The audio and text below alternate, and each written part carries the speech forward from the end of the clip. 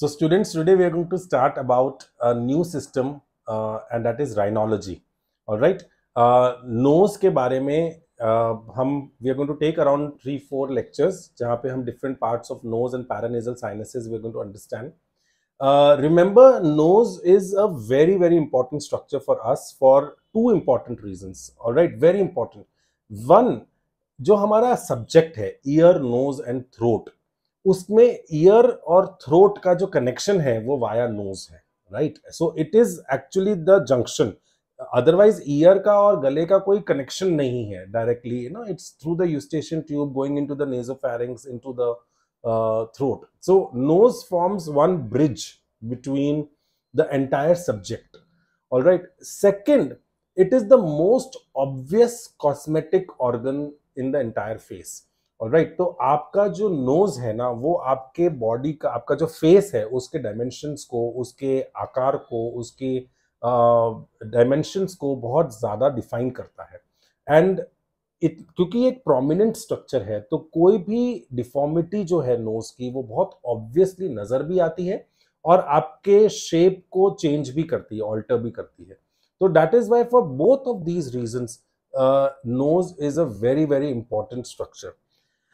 From a surgeon's point of view, nose is another very important structure because most of the surgeries of nose we are going to do by endoscope. So हम बहुत rarely ऐसा होता है unless we are dealing with malignancies कि हम nose को open करके और surgery कर रहे हैं, right? ईयर के अंदर में हम कान को खोल के करते हैं surgeries, lateral skull base surgery, even tympanoplasty we do from post oral by opening the ear. Throat also, most of the surgeries we do by opening the neck. Whether we're doing neck dissections, we're doing thyroplasties, or whether we are doing thyroidectomy also. तो हमारा we have got both the things, endoscopic versus open surgeries हर जगह year और नेक में है. लेकिन knows में 90% of all the surgeries are endoscopic. So हम बात हमेशा एंडोनेजल सर्जरीज इस तरीके से हम टर्म एक यूज करते हैं.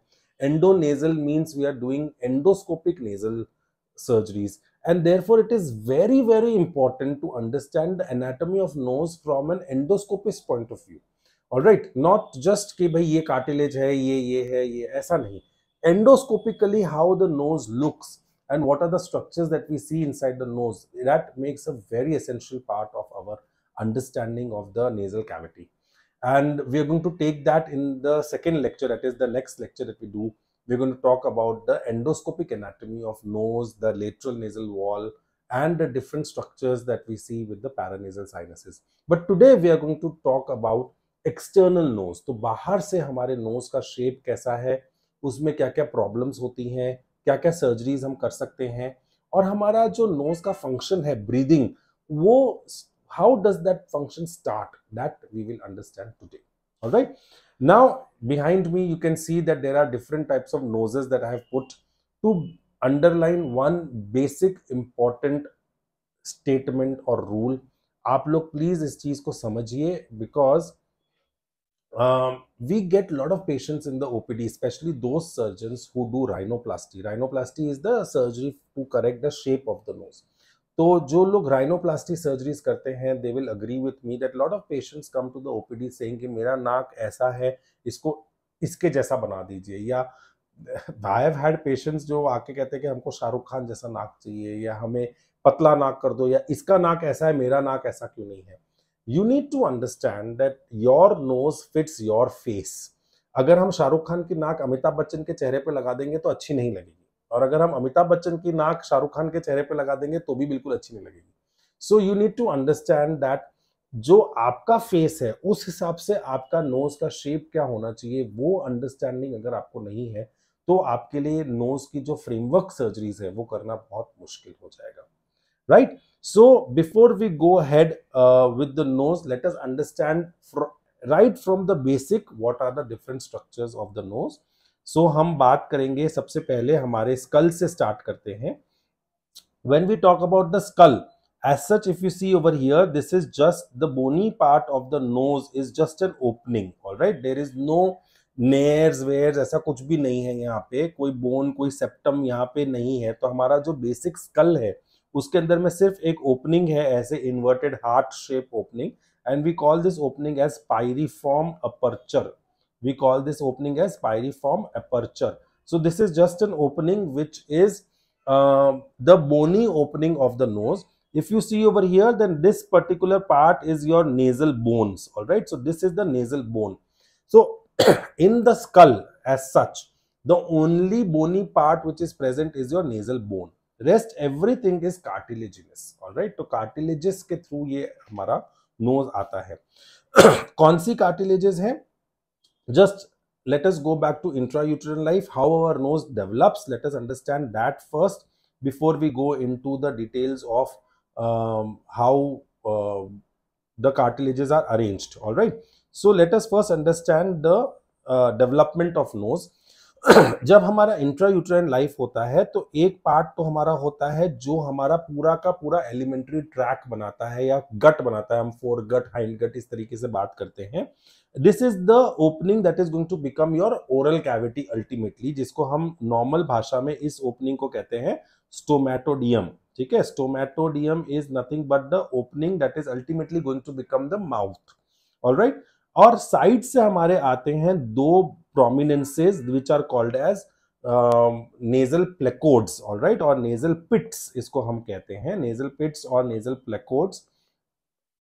और ये जो होते हैं ये आपके laterally डेवलप होते हैं दो maxillary prominences के साथ में, और ये medially आके पास में आके फ्यूज हो जाते हैं, and ultimately when they fuse they form something like this, a nose. all right, जो हमारे nostrils बनते हैं.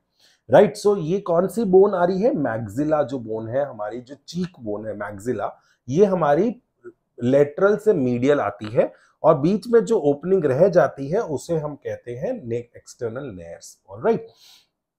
ये जो प्रोमिनेंस है, ये प्रोमिनेंस को जो है इसको हम कहते हैं globular process of his. Just remember, हमने जब फैरिंग्स का लेक्चर किया था, नेजोफैरिंग्स का, तब भी हमने बात करी थी कि यूस्टेशियन ट्यूब ओपनिंग है. तो यूस्टेशियन ट्यूब ओपनिंग का जो पीछे वाला पार्ट है वो थोड़ा सा ज्यादा एलिवेटेड होता है और टॉर्चुअस होता है, और उसको हम कहते थे टोरस ट्यूबेरस.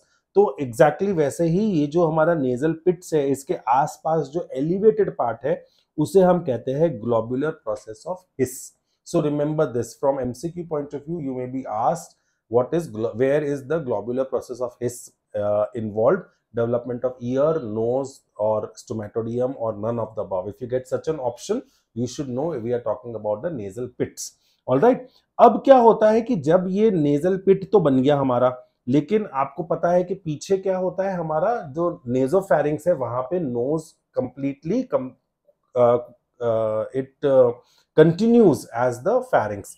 तो अगर हम इसी चीज को लैटरल व्यू से देखें, यानी कि टेढ़ा करके देखें, तो ये हमारा नोज बन रहा है. राइट. सो ये जो नेजल पिट बन रहा है ये धीरे धीरे अंदर जाएगा, और नीचे की तरफ में ये पैलेट बोन है हमारी, दिस इज अवर पैलेट, और नीचे हमारा क्या है? स्टोमैटोडियम है.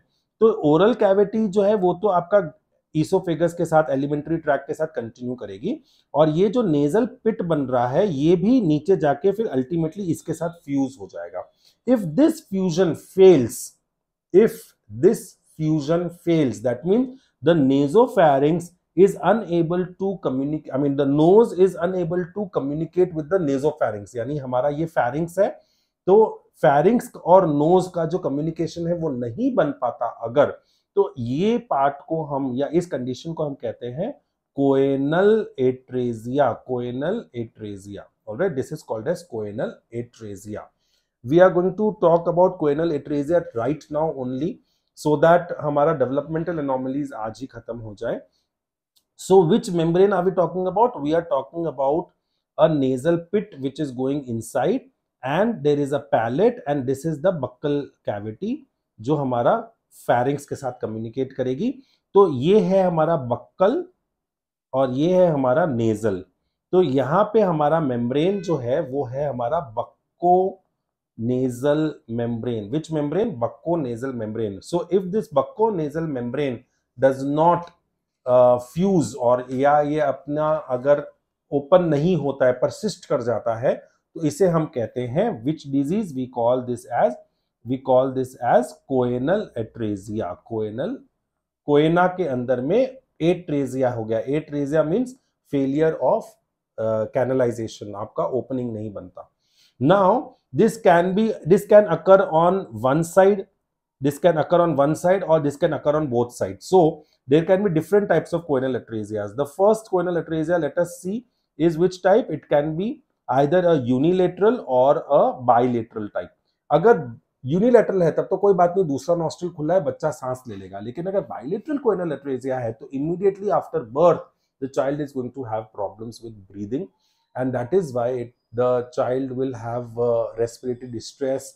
और जब आप उसको प्रोन पोजीशन में रखेंगे या क्राइंग करेगा जब वो बच्चा, जब वो मुंह खोल के सांस लेगा, क्योंकि नॉर्मली बच्चे क्या होते हैं, नेजल ब्रीदर्स होते हैं, तो जब वो मुंह से सांस लेगा रोते समय तब उसका साइनोसिस करेक्ट हो जाएगा। सो द साइनोसिस जो होता है ब्रीदिंग रेस्पिरेटरी डिस्ट्रेस की वजह से, it gets better with crying. ठीक है, so this we will remember as an important point for our MCQs.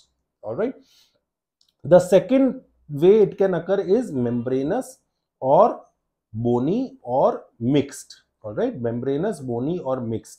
तो membranous, bony और mixed का क्या मतलब है कि खाली अगर यहाँ पे ये जो बक्को-नेजल मेम्ब्रेन है तो खाली अगर एक मेम्ब्रेन रह गई है तब तो आप इसको मेम्ब्रेनस बोलेंगे, लेकिन अगर ये बोन ही पूरी फ्यूज हो गई है तो इसको हम बोनी कहेंगे। But most common is the mixed type. Mixed type में क्या होता है, थोड़ा बोनी पार्ट होता है, around 30% is the bony part, 70% is the membranous part. So that is the commonest part is your mixed type. अब अगर मेम्ब्रेनस है तब तो फिर अगेन कोई बहुत बड़ी टेंशन वाली बात नहीं है, हम छोटी सी सर्जरी करके इस मेम्ब्रेन को तोड़ सकते हैं।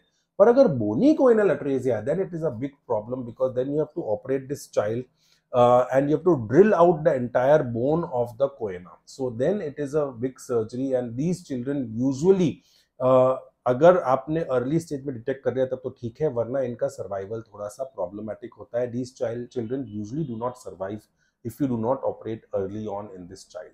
So the commonest, most common is your mixed type, but the complications जिसमें या सर्वाइवल जिसमें सबसे खराब है वो है आपका बोनी टाइप का। Alright, that you should remember. Now how are you going to treat this condition. जैसे हमने बात करी कि अगर आप सर्जरी कर सकते हो, नॉर्मली हम डिटेक्ट कैसे करते हैं, the moment the child comes, delivery होके बाहर आता है और ब्रीदिंग लेता है, और अगर हमें लगता है रेस्पिरेटरी डिस्ट्रेस है, एक छोटे नंबर की इन्फेंट फीडिंग ट्यूब लेके नोज से पास कर लो। अगर वो पास हो रही है मतलब कोइनल एट्रेसिया नहीं है, और अगर वो पास नहीं हो रही है that means there is choanal atresia. Then what you are going to do, आप उस बच्चे को ऑपरेट कर सकते हो और मेम्ब्रेन को तोड़ सकते हो। You can put a stent over there for a few days ताकि वो वापस से ना बन जाए। But there is something you should know about, that is called as the McGovern's technique. That is called as the McGovern's technique. Sorry, let me use a little brighter color. McGovern's technique. McGovern technique क्या कहता है आपका कि आप इसके अंदर में बच्चे को आप मुंह से ब्रीथ करना थोड़ा सिखा दो। You can put a feeding nipple in the mouth, and then you can you can teach the child to breathe from the mouth till you operate. So it is not a treatment for coronal atresia, it is just a kind of bypass that you are doing कि temporarily जब तक आप surgery नहीं कर रहे हो तब तक आप उसको ब्रीथ करना सिखा सकते हो थ्रू द माउथ। सो आप जो एक जो बच्चों की फीडिंग बॉटल होती है उसके आगे का जो निप्पल होता है उसको कट करके थोड़ा बड़ा एक ट्यूब बना के you can put it in the mouth till you take the time to decide whether the patient is undergoing surgery or not. आप investigate कराओगे, CT scan कराओगे, तब तक आपको एक टाइम मिल जाएगा करने के लिए। Right, so we have understood this. If you are asked if there are any drugs that you can use, वैसे तो आप मेम्ब्रेन तोड़ने के लिए या बोन को तोड़ने के लिए कोई ड्रग नहीं आती है, but if there are mild granulations वगैरह है उसको आपको ठीक करना है, then you can use a drug called as mitomycin C. So mitomycin C is a drug that is basically a anti-fibrotic drug जो granulation tissue को, fibrosis को अच्छा कर देती है। We use it in many places, like in ENT we use it to treat certain papillomas, granulations in the ear also. जैसे आपने DCR surgery की, डेक्टोसिस्टोराइनोस्टोमी, उसके बाद में भी अगर ग्रैनुलेशंस बन जाते हैं तो रिकरेंसेस को रोकने के लिए you can use mitomycin C. So multiple places you can use mitomycin C, this is one of the indications, but again not a definitive treatment. Definitive treatment is surgery. All right. Once we have understood this part, let us go back and understand different parts of the nose. तो हमने बात करी थी इस photograph की, जिसमें हमने discuss किया था कि we had different parts of the nose. इन पार्ट्स को हम डिफाइन अब कर देते हैं. अब यहाँ पे हमारे कार्टिलेजेस आने शुरू हो जाएंगे. So let us try and understand what are the cartilages, the framework of the nose, so that we can define a few terms over here. The first thing let us understand, ये वाला जो part है हमारा, where the nasal bone meets the frontal bone, the nasal bone meets the frontal bone, this part is called as nasion, nasion. All right, this part, and just above it, this part जहाँ पे females put बिंदी या हम तिलक लगाते हैं, that is a glabella. So nasion is the part where the nasal bone meets the frontal bone. And this part where the nasal bone meets the cartilage is called as rhinion. This is called as rhinion. All right. And so ये दो terms हमने सीख लिए, nasion and rhinion. All right. Now let us understand the cartilages before we go to the nasal valve structure. हमारे पास में there are largely 4 types of cartilages in the nose. Let us understand what are these cartilages. The first cartilage we have is the upper lateral cartilage. All right, upper lateral cartilage. Upper lateral cartilage. We have this labeled over here. ये upper lateral cartilage दो होती हैं, paired होती हैं. It is on the both the sides, and this is directly connected to the nasal bone. And this junction we just labeled it as rhinion. Upper lateral cartilage जो है, अगर आप खुद अपने नाक को टच करोगे तो इसको हम बहुत अच्छे से हिला नहीं पा रहे हैं. सो ये कौन से टाइप की कार्टिलेज हुई, जो थोड़ी सी स्ट्रॉन्ग कार्टिलेज होती है. This is a hyaline type of cartilage. This is a hyaline type of cartilage. इसके नीचे आती है हमारी एक दूसरी cartilage which is more like a U shape cartilage. You can see over here also it is a U shape cartilage, and this is your lower lateral cartilage. This is your lower lateral cartilage, lower lateral cartilage. ये वाली, इसको जो हमारा tip बना रही है knows का, इसको हम अच्छे से हिला सकते हैं. तो ये कौन से टाइप की कार्टिलेज हुई, इलास्टिक टाइप ऑफ कार्टिलेज. हमने ये लैरिंग्स के अंदर में भी पढ़ा था कि जो कार्टिलेजेस हिला सकते हैं, जैसे कि हमारा था एपिग्लॉटिस, कॉर्निकुलेट, यूनिफॉर्म, ये होती है इलास्टिक कार्टिलेज. जो हार्ड कार्टिलेज होती है जैसे thyroid cartilage, cricoid cartilage, these और arytenoid cartilages, these are hyaline cartilages, right. So same way with this. So ये क्या बना रही है आपका, एक तो बना रही है इंपॉर्टेंट स्ट्रक्चर बना रही है, that is your tip of the nose, और एक आपका बना रही है ये columella of the nose. This is called as the columella of the nose. इसका इंपॉर्टेंस क्या है कि most many a times you get patients जिनका या तो टिप डिप्रेस होता है, या टिप पॉइंटेड होता है, या टेढ़ा होता है. तो वो जो सर्जरीज हम करते हैं वो हम किस कार्टिलेज पे कर रहे हैं, लोअर लेटरल कार्टिलेजेस के अंदर. Again this is a paired cartilage, दो कार्टिलेजेस हैं हमारे पास में, right. So 1 and 2. The third cartilage that we have is the lateral cartilage, that is called as sigmoid cartilage or sometimes referred to as the lesser alar cartilage. ये cartilage it may be paired, it may not be paired. It is not always paired. All right. Some books you will read it as a paired cartilage. Some books you will read it as a unpaired cartilage. And in some places you will read that they may be more than 2 in number also. So it is variable. All right. That is your lower, that is your sigmoid cartilage or the lesser alar cartilage. And last is your septal cartilage, जो आपका nasal septum बनाती है, the septal cartilage which is in between, that is your unpaired cartilage. So we have upper lateral cartilage, we have got the lower lateral cartilage, we have got the sigmoid cartilage, and we have got the septal cartilage. So we have got 4 cartilages. Out of these 4 cartilages, 2 are paired for sure, दो हमारे lateral cartilages हैं, upper and lower. 1 is unpaired for sure, that is your septal cartilage, and 1 is question mark, that is your sigmoid cartilage. So if you get an option where you have 3 paired, 1 unpaired, ये भी चलेगा. 2 paired, 2 unpaired, ये भी option correct है. So both the options are correct dependingly what you should choose. But if you ask me, if both of them are in the options what you should choose, then you should go with 3 paired and 1 unpaired, because sigmoid cartilage is always there most of the times, and it is there on both the sides. All right. Now, before we go into the further details of the structures, let us understand one more concept, that is the skin and the lining epithelium of the nose. हमारा ऊपर का जो part है knows का, ये अब आप मुझे बताओ फ्रेमवर्क कौन बना रहा है? There is nasal bone, there is upper lateral cartilage, there is lower lateral cartilage. इसके ऊपर है हमारा स्किन, और ये जो स्किन होती है, ये स्किन के अंदर में there are of course lot of sebaceous glands and sweat glands. और क्या होता है हमारा कि because it is expose to the sunlight, so two things are common. One, आपके जो स्वेट बहुत ज्यादा निकलता है, तो सिबेशियस ग्लैंड्स बहुत ज्यादा ओवर वर्क करते हैं नोज के ऊपर, नाक पे पसीना बहुत कॉमनली आ जाता है। So we have got one disease that is called as the rhinophyma, that is very common in the skin. Rhinophyma, what is rhinophyma? It is nothing but hypertrophy of the sebaceous glands. So rhinophyma is hypertrophy of sebaceous glands. It may be associated with acne also. So ये आपका एक important disease है, और अगर इसको कई books में potato tumour की तरह भी कहा गया है, क्योंकि ये काफी ऐसे पोटैटो जैसा दिखता है। अब इसके अंदर में surgery is the only option that you have. You can remove those glands if you want. The other common disease that you have on the nose externally is your skin cancers, like your squamous cell carcinoma or basal cell carcinoma or malignant melanomas, क्योंकि it is directly exposed to the sunlight. So sunlight के exposure में जो parts होते हैं, वहां पर आपके skin cancers बहुत commonly होते हैं. So one is rhinophyma and two is your skin cancers. Alright, so ये दो चीजें हमारी कॉमन हो गई। सेकेंड इंपॉर्टेंट थिंग इज, यही स्किन हमारी अंदर भी फोल्ड हो जाती है, and it is because there are lot of hair follicles, so vestibulitis या folliculitis is another common condition.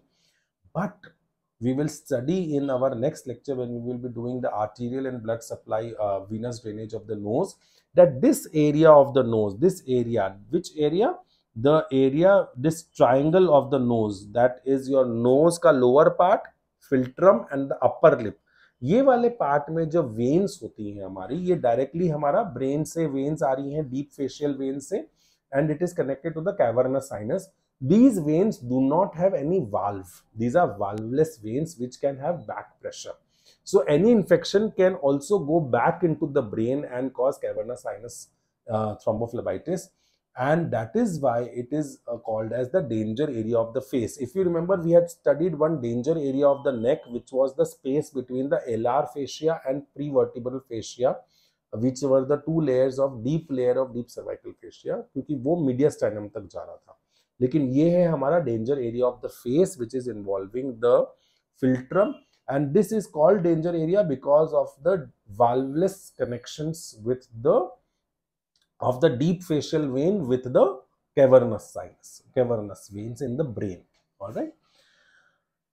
उसके बाद में हमारा अंदर जो नेजल कैविटी की लाइनिंग होती है after the vestibule is the respiratory epithelium, that is your ciliated columnar epithelium. So let us write down the epithelium is ciliated columnar epithelium. Ciliated columnar epithelium.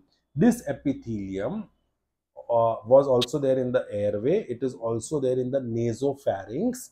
This epithelium in the nose is also called as Schneiderian epithelium. Schneiderian was one of the scientists, जिनके ऊपर ये नाम रखा गया है, Schneiderian's epithelium. So that is your Schneiderian's epithelium. You should remember Schneiderian word because the tumor of this epithelium or papillomatosis of this epithelium is called as Schneiderian's tumor. That is your, we will study this when we will be doing tumors of the nose. Inverted papilloma of nose is called Schneiderian's tumor because the epithelium is called Schneiderian's epithelium. All right. Now, just coming back to the points, this point was called as the nasion. This was called as the nasion. This was called as the rhinion. Now, the point where the upper lateral cartilage meets the lower lateral cartilage, that is the lower end of upper lateral cartilage. let us talk again. Lower end of the upper lateral cartilage, lower end of the upper lateral cartilage, this is called as Lyman nasi. This is called as the Lyman nasi. Lyman nasi. Lyman nasi is the line. All right. Now this Lyman nasi, this you can see in the lower diagram. This is the Lyman nasi. This corresponds internally to the internal nasal valve. Alright, internal nasal valve. External nasal valve किसको कहते हैं? ये जो external near है इसी को external nasal valve कहते हैं. This is the external nasal valve. But internal nasal valve किसको कहते हैं? अंदर को. सो यहां पर क्या है? ये है हमारा नेजल सेप्टम, ये है हमारा lower end of the upper lateral cartilage, और this corresponds also to the anterior most end of the inferior turbinate. तो ये जो पार्ट है हमारा, ये पार्ट को हम कहते हैं इंटरनल नेजल वाल्व, और इसकी बहुत ज्यादा इंपॉर्टेंस है in rhinology. And what is the importance of internal nasal valve? We will study it right now. It is very very important. So we are going to just erase this all structure over here, and we are going to study the internal nasal valve right now. All right.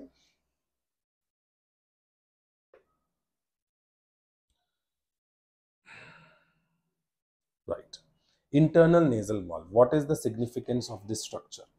Internal nasal valve जो है हमारा, ये important इसलिए है क्योंकि एक तो what is the angle? This angle is around 10 to 15 degrees. ये एंगल कितना है? अराउंड 10 to 15 डिग्रीज है हमारा एंगल. ये एंगल सबसे नैरोएस्ट पार्ट है हमारे नोज का. So this is the narrowest part of the nose. Narrowest part of the nose. First important thing. So इसका क्लिनिकल सिग्निफिकेंस क्या है? दो चीजों के साथ में है, हम अभी बात करेंगे. एक तो जब हम बात करेंगे पॉलिप्स के बारे में, तब हम ये चीज समझेंगे कि there space anteriorly to the turbinates and the sinuses is narrow. There is more space posteriorly in the choana. That is why your enterochoanal polyp grows posteriorly and not anteriorly. So anyways, so this is the narrowest part of the entire nasal cavity. Second important structure, importance. During inspiration, जब हम breathe in करते हैं, during inspiration what happens is, यहाँ पर ये हम जो air breathe कर रहे हैं, गर्मी के अंदर में हम ब्रीथ कर रहे हैं गर्म हवा को, सर्दियों में हम ब्रीथ कर रहे हैं ठंडी हवा को, dry air, humid air. So different seasons we are, and during the day also, morning में अलग है, दिन में टेम्परेचर अलग है, रात में अलग है. But the air that reaches the lungs has got a specific temperature. It is always at the same temperature. How does that happen? At this level there is resistance. जो ये हमारा narrowest part of the nose है, यहाँ पे resistance आती है nose को. So the velocity, जिस speed पे हवा अंदर जा रही है, वो speed कम हो जाती है. वो speed कम होने से क्या होता है? हमारे जो nasal secretions होते हैं, sinus के secretions होते हैं, respiratory epithelium के जो columnar cells हैं, वो जो goblet cells है, जो mucin secrete करते हैं, वो temperature को lower down करते हैं. So it regulates the temperature of the nose. During inspiration, it regulates the temperature. This is a very important point. During expiration, what does it do? During expiration, जब हम breathe out कर रहे हैं, ठीक है, ये तो breathe out कर रहे हैं, तो जब मैंने सांस अंदर ली तब तो इसने रेजिस्टेंस दिया, और इस रेजिस्टेंस की वजह से हमारा वेलोसिटी कम हुई. ड्यूरिंग एक्सपिरेशन, जब मैं ब्रीथ आउट कर रहा हूं, तो ब्रीथ इन करा, तो जब मैं ब्रीथ आउट कर रहा हूं तब क्या हो रहा है? अगेन रेजिस्टेंस आएगा हवा को. जो एयर हमारी बाहर जा रही है, वापस आ रही है, ये एयर का रेजिस्टेंस मिलेगा at the level of internal nasal valve. What will happen is some of the air will go back and it will go into the sinuses. So during expiration it causes ventilation of the sinuses, ventilation of the paranasal sinuses. And ये जो local current pass हो रहा है कि एक air का wave इधर आ रहा है, एक एयर का वेव इधर आ रहा है, इस चीज को हम कहते हैं eddies current. These are small currents which can be measured on a manometer. They can be measured. So rhinomanometry is one study where we study the breathing pattern of the patient and the generation of currents. All right. And the next important thing that you should know is कि क्योंकि ये resistance provide करता है हमारी breathing को, तो अगर मैं जब ब्रीद कर रहा हूं तो ये जो फीलिंग आ रही है कि मैं सांस अंदर ले रहा हूं वो इस रेजिस्टेंस की वजह से है। अगर ये नेजल वाल्व ओपन हो जाए या यहां से मैं मान लीजिए इस टर्बिनेट को कट कर दूं, तो क्या होगा, इस टर्बिनेट को कट करने से या मिडिल टर्बिनेट इंफीरियर टर्बिनेट को मैं हटा दूं सर्जरी के दौरान, तो जगह तो बहुत सारी हो जाएगी, तो हम सांस अच्छे से ले पाएंगे लेकिन हमें फीलिंग नहीं आएगी कि हम ब्रीथ करते हैं। इस कंडीशन को हम कहते हैं empty nose syndrome. What do we call this as empty nose syndrome. Empty nose syndrome क्या होता है? एम्प्टी नोज सिंड्रोम में नोज इज नॉट, मतलब nose is empty but the patient is saying कि I can not breathe, I am having breathing difficulty, क्योंकि उसे breathing का feel नहीं आ रहा है। वो फील क्यों नहीं आ रहा है? क्योंकि जो रेजिस्टेंस मिल रहा था, कहां से मिल रहा था? इंटरनल नेजल वाल्व से, टर्बिनेट के एंटीरियर एंड से, वो रेजिस्टेंस अब चला गया है। Right, so this condition is called empty nose syndrome, commonly encountered after doing any major tumor surgeries of the nose। जब आपने टर्बिनेट्स वगैरह सब हटा दिए हैं तो ये पेशेंट कंप्लेन करेगा एम्प्टी नोज सिंड्रोम की। The last and the most one of the most common clinical problem that we will face with this condition is DNS, that is deviated nasal septum। तो अगर आपका जो knows है, septum है, वो इस level पे डेविएटेड है तो इस एरिया को और ज्यादा नैरो कर देगा और वो करेगा आपका नेजल ऑब्स्ट्रक्शन, और इस पेशेंट को सेप्टोप्लास्टी की जरूरत है। तो you must remember that if the patient is having deviated nasal septum but the deviation is anteriorly at the level of nasal valve, that patient is an absolute indication for undergoing septoplasty। all right, so these many importance you have of the internal nasal valve, that is your that is corresponding to which line? The Lyman nasi। which line? The Lyman nasi। Lyman nasi क्या है? lower end of the upper lateral cartilage, that is your Lyman nasi। have you understood this? So with this I will end up with just one important thing, that is your trauma or surgery to the external part of the nose। all right, trauma or surgery to the external part of the nose। now let us remove this particular diagram and go back to our original diagram, that was your of the yes। now what happens is, दो तरीके की बीमारियां हो सकती है। एक तो हम निकले, मान लीजिए टू व्हीलर के ऊपर में या कार के ऊपर में निकले और हमारा बाई चांस एक्सीडेंट हो जाता है और नाक की हड्डी टूट जाती है। So what happens is you will have a fracture of the nasal bone। so you will have, this is the nasal bone and this will get fractured, so your nose that was looking straight will now start looking a little deviated। so like this you will have your nose। so fracture nasal bone का treatment क्या है? close reduction and fixation। so close reduction मतलब you are not going to open it, आप एशीज and वॉल्शम forceps आता है उसके साथ में नोज को अलाइन करके और एक्सटर्नल पीओपी कास्ट लगा देंगे, या नेजल स्प्लिंट आता है वो लगा देंगे। But that has to be done ideally within 24 hours और after 5 days of injury, because 24 hours से 5 days में थोड़ा एडिमा आएगा और नाक सूज जाएगा। तो नाक जब सूज जाएगा तो हम करेक्ट कितना कर रहे हैं वो हमें पता नहीं चलेगा। So that is one important thing. But this close reduction should be done with in 21 days। With in 21 days। 21 days से ज्यादा अगर हो जाता है तो क्या होता है? नोज हमारा माल यूनियन में चला जाता है। माल यूनियन मतलब कैलस फॉर्मेशन हो जाता है और हड्डी टेढ़ी जुड़ने लग जाती है। तो after 21 days what you have to do is you have to open the nose, you have to give a cut here at the columella, lift the skin and refracture and align the nose। this is called as open reduction। this is called as open reduction।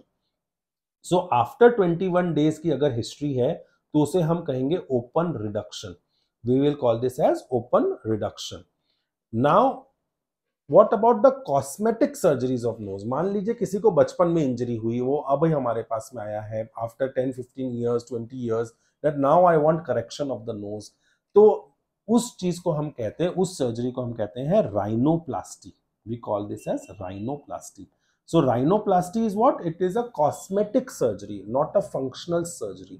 Cosmetic surgery to correct the external nasal framework. So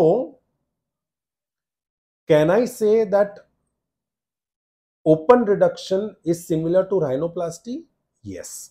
So after 21 days, the surgery that you are doing is another name for rhinoplasty. So open reduction हम specifically use करते हैं trauma के patients के लिए, लेकिन rhinoplasty हम use करते हैं कि कोई भी इटियोलॉजी हो आपका, चाहे ट्रॉमा की वजह से हुआ हो, चाहे आपका कोई डिजीज जैसे सिफिलिस वगैरह हो गया, उसकी वजह से सैडलिंग ऑफ नोज हो गई, ट्यूबरकुलोसिस की वजह से हो गया, या कोई आपने प्रीवियस सर्जरी कराई हो उसका साइड इफेक्ट हो गया, आपने सेप्टोप्लास्टी कराई और नोज बैठ गया, एसएमआर कराया और सैडलिंग ऑफ नोज हो गई, तो कारण चाहे कुछ भी हुआ हो, when you are doing a cosmetic repair of the nose, it is called as rhinoplasty.